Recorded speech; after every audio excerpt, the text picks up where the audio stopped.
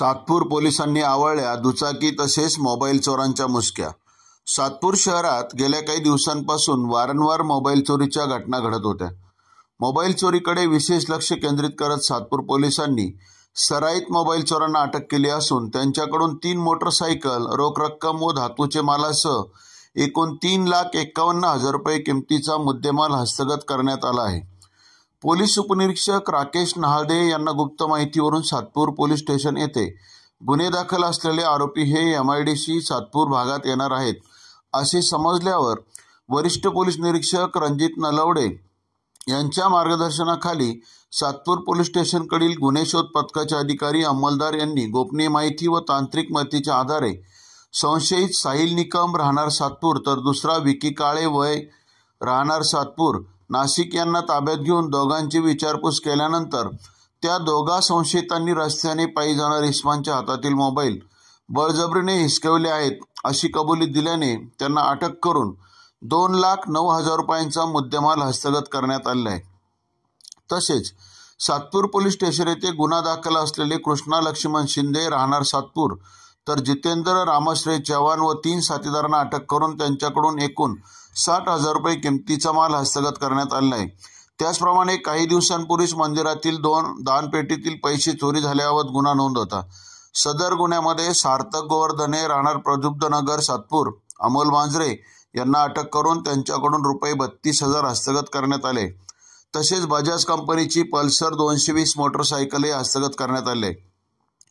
सदर गुन्ह्यात पोलीस उपायुक्त मोनिका राऊत, सहाय्यक पोलीस आयुक्त शेखर देशमुख, वरिष्ठ पोलीस निरीक्षक रणजित नलवडे, पोलीस निरीक्षक विश्वास पाटील यांच्या मार्गदर्शनाखाली तपास करून बळजबरीने हिसकावलेले चोरीचे एकूण 10 महागडे मोबाईल व 1,40,000 रुपये किमतीच्या 2 मोटरसायकल तसेच मंदिर चोरीतील रोख रक्कम रुपये 32,000, घरफोडी गुन्ह्यातील एकूण 59,000 तसेच चोरीस गेलेली बजाज कंपनीची पल्सर दुचाकी असा एकूण व चोरी करण्यासाठी वापरलेले एकूण 3 मोटरसायकल असा 3,25,000 रुपये किमतीचा माल हस्तगत करण्यात आलेला आहे। अधिक माहिती पोलीस निरीक्षक विश्वास पाटील यांनी दिली। कांदानगरी न्यूज, नाशिक।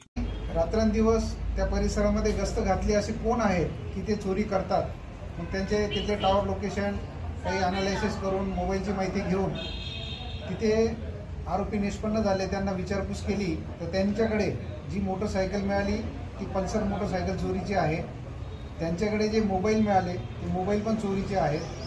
त्याची अधिक माहिती घेतली पोलीस स्टेशनला की त्या संदर्भात पोलीस स्टेशनला मोबाईल चोरीचा गुन्हा दाखल आहे, पल्सर चोरीचा गुन्हा दाखल आहे। आणि त्यांना आणखी माहिती घेतली कस्टडीमध्ये तर त्यांनी MIDC मध्ये पण चोरी केली आहे, ती पण निष्पन्न झाली। तसेच एका मंदिरामध्ये चोरी केली होती, तर मंदिराची कॅश पण त्यांच्याकडून रिकव्हर झाली। असा जवळपास आपण 3.5 लाखाचा ऐवज त्यांच्याकडून हस्तगत केलेला आहे।